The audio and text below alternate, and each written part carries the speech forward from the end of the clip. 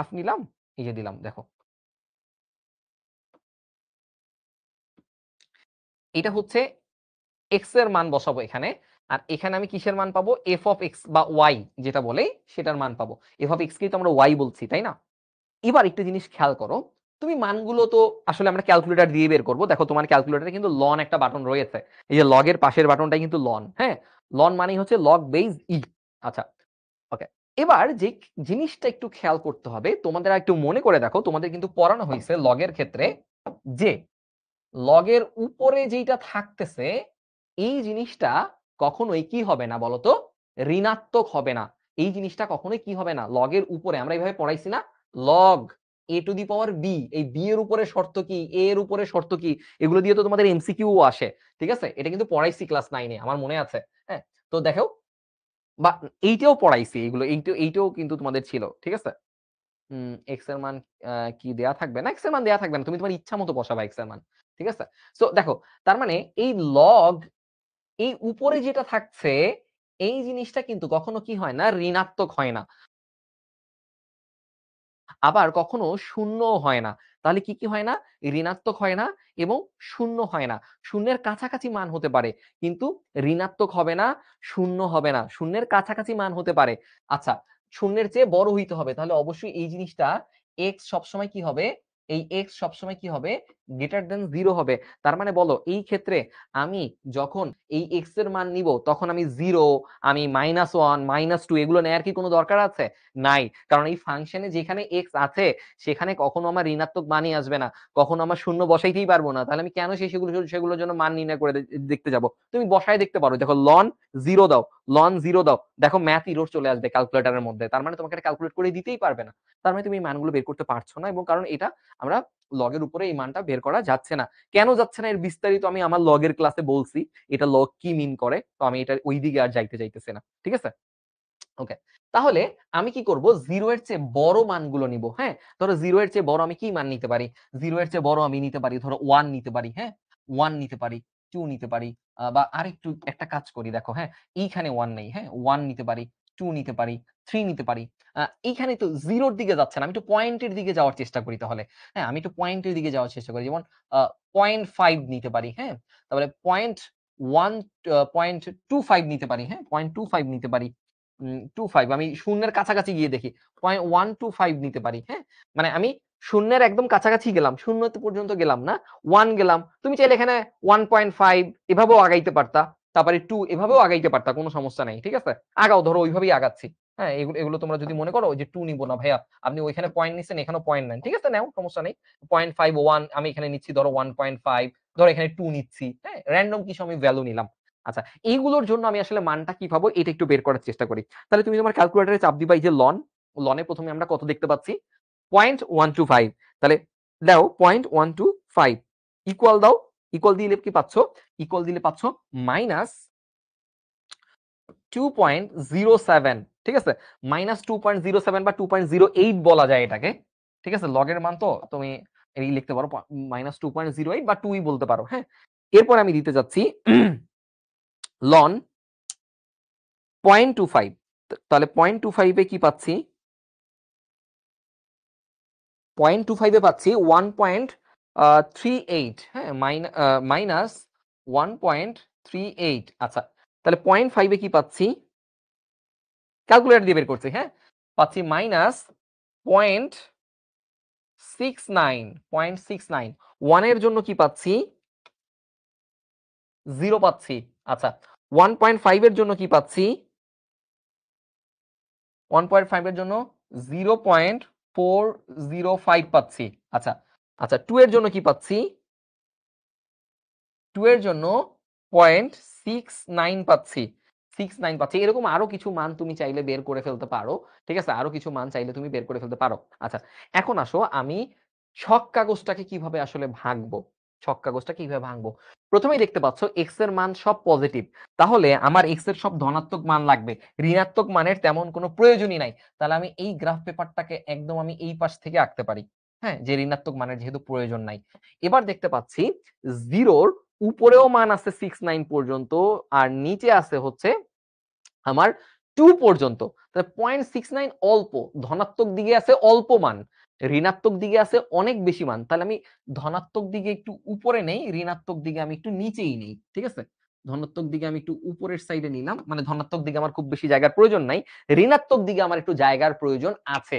আচ্ছা, এখন আমি এটাকে কত বর্গ একক সমান কতটুকু ধরবো, যে এক্স অক্ষ বরাবর, এক্স অক্ষ বরাবর কতটুকু ধরলে আমার চিত্রটা সুন্দর আসবে? বর্গ ঘর সমান একক। আবার ওয়াই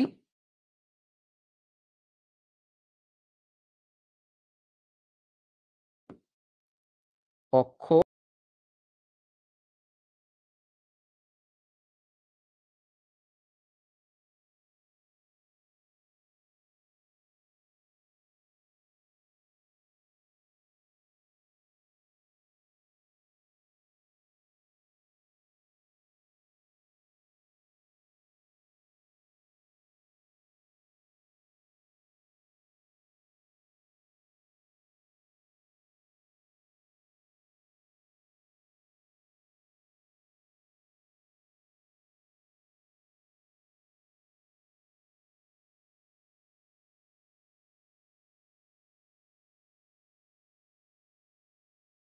ছয়, 7, 8, 9, 10, 11, 12, 12টার মতো মনে করো আছে, তাহলে আমি 10 ধরি। আর সর্বোচ্চ আছে কত? 2.8 বা 2.08, তাই না? তাহলে ধরো 12, হ্যাঁ, ধরো 12, হ্যাঁ, 12 ভাগ 2.2, তাহলে কত আসে? 6। তো 6 যেহেতু আসছে, আমি এর কাছাকাছি 5কেই নিতে পারি, কারণ 5কে নিলে ব্যাপারটা একটু সুন্দর হয়। ঠিক আছে? তাহলে আমি এটাই নিই, 5 বর্গ একক সমান 5 বর্গ ঘর সমান 1 একক ধরে ফেলি। হ্যাঁ? তাহলে এই যে এটা লিখে ফেলি, হ্যাঁ? তাহলে 1, 2, 3, 4, 5, এইটা হচ্ছে আমার 1 মাইনাস 1, সরি, 1, 2, 3, 4, 5, এটা হচ্ছে আমার -2, হ্যাঁ, আর নিচে যাবে আর কি আসলে, হ্যাঁ? তো এই যে আমার হয়ে গেল। এখন আসো আমি বিন্দুগুলো বসাবো। খুবই গুরুত্বপূর্ণ বিষয়, খুবই গুরুত্বপূর্ণ বিষয়। এবার বিন্দুগুলো কিভাবে বসাবো? এখানে কিন্তু আমরা অনেক সময় এটা ভুল করতে পারি। কোন জায়গাটায় ভুল করতে পারি ভাইয়া বলে দিব, একটু খেয়াল করবা। প্রথমে আমি যেটা করব সেটা হচ্ছে, এক্স এর মানগুলো যখন বসাবো তখন বর্গ ঘর সংখ্যা দিয়ে গুণ করতে করে করে বসাইতে হবে। ঠিক আছে? তাহলে আমি যখন বসাবো এক্স এর মান, সেটা হচ্ছে 0.125, তাহলে লেখো ক্যালকুলেটারে 0.125 গুণন করব কত দিয়ে? 10 বর্গ ঘর, তাই দিয়ে 10 দিয়ে, তার মানে রেজাল্ট আসবে কত? 1.25। তাহলে 1.25, খেয়াল করো, 1.25 10 বর্গ ঘরে দিছি কিন্তু। ঠিক আছে? 10 বর্গ ঘর দিয়ে আমার গুণ করতে হবে, গুণ করে করে আমার এই মানগুলো বসাইতে হবে। আচ্ছা, তাহলে আহ এটাকে আমি 1.25, সরি 1.25, হ্যাঁ 1.25, তার মানে দেখো এইখানে হচ্ছে 1, একটু সামনে নিলাম 25, এই জায়গায় এইরকম কোন একটা জায়গার নিচে নামতে হবে। এটার জন্য পাইছি কত? -2.08, তাহলে লেখো -2.08 গুণন কত বর্গ ঘর? 5 বর্গ ঘর। তাহলে 5 বর্গ ঘর, তাহলে কত আসতেছে? 10.4। তাহলে 10.4 কোথায় পাবো আমি? তাহলে 5, এই যে 10, তাহলে 10-এর পরে একটু সামনে আসবে 4, কোন জায়গায়? এই বরাবর, এই যে এই বরাবর, এই জায়গায় আসবে বিন্দুটা। বুঝতে পারছো কি? একটু খেয়াল করো।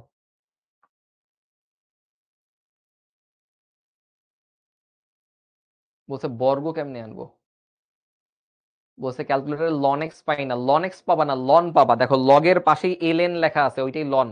ঠিক আছে? তারপরে ওইখানে এক্স এর মান বসাবা, 1, 2, 3 এটা বসাবা। ঠিক আছে? আচ্ছা, আচ্ছা, বুঝতে পারছো?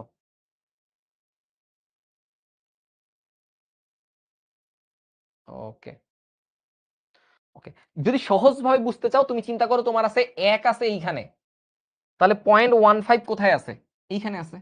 1-এর 10 ভাগের 1 ভাগ এইখানে, তার চেয়ে একটু বেশি। আবার এক্স এর 2 এর চেয়ে একটু বেশি, ওয়াই এর মান কি? 2 এর চেয়ে একটু বেশি, তাহলে ওয়াই এর 2 আছে এখানে, তার চেয়ে একটু বেশি, এই যে এখানে, এই বরাবর দিয়ে দিবা। এই হচ্ছে একটা বিন্দু। ঠিক আছে? আবার দেখো 0.25 মানে 1-এর 4 ভাগের 1 ভাগ, এটা সহজে কেমনে হিসাব করা যায়? এটা তো 10 ঘর। তাই এই 0.25 কে তুমি 10 দিয়ে দাও, তাহলে 2.5, তাহলে 1, 2, এই যে 2.5 এই, আর আছে কত? -1.3, তাহলে 1.3 8 গুণন y এর মানকে কত দিয়ে গুণ করতে হবে? 5 দিয়ে গুণ করতে হবে। তাহলে কত আসবে? 6.9। তাহলে 6.9, তাহলে 5 এই, 6 এই, 9 এই, তারপরে এই বরাবর সোজা নামবে এরকম একটা জায়গায় 6.9। ঠিক আছে? 6.9। ঠিক আছে? ওকে। তারপরে 0.5 গুণন 10 মানে 5 এ চলে যাবে। 5 এখানে চলে আসবে। আর এখানে নামবে কত? 0.69। 0.69 গুণন 5, 3.45। 3.45, তাহলে 5 1 2 3 4 5 আসবে এখানে এরকম কোন একটা জায়গায় 3.45। আমি কি করতেছি? এই মানকে, x এর মানকে 10 দিয়ে গুণ করতেছি, তারপর এখান থেকে তত ঘর গুনতেছি। y এর মানকে 5 দিয়ে গুণ করতেছি, তারপর নিচের দিকে তত ঘর নামতেছি। ঠিক আছে? তাহলে এই যে তিনটা বিন্দু পাইলাম, এই একটা, এই একটা, এই একটা। আচ্ছা, 1 এর জন্য কত পাবো? 0। তাহলে 1 এর জন্য পাচ্ছি 0 এই যে এখানে, এখানে। আচ্ছা, 1.5, 1.5 এর জন্য কত পাবো? 1.5 এর জন্য পাবো এইটা। তাহলে 1.5, 1.5 হচ্ছে 1 2 3 4 5 এই যে এখানে, সরি এখানে বিন্দু হবে না। 1.5 এর জন্য কত পাচ্ছি? 0.405 গুণন 5, 2.025। 1 2 2 এর চেয়ে একটু বেশি।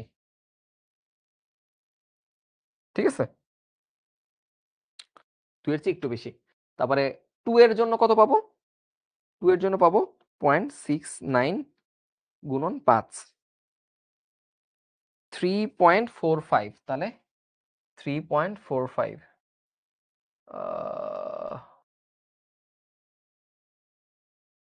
1 2 3, 3.45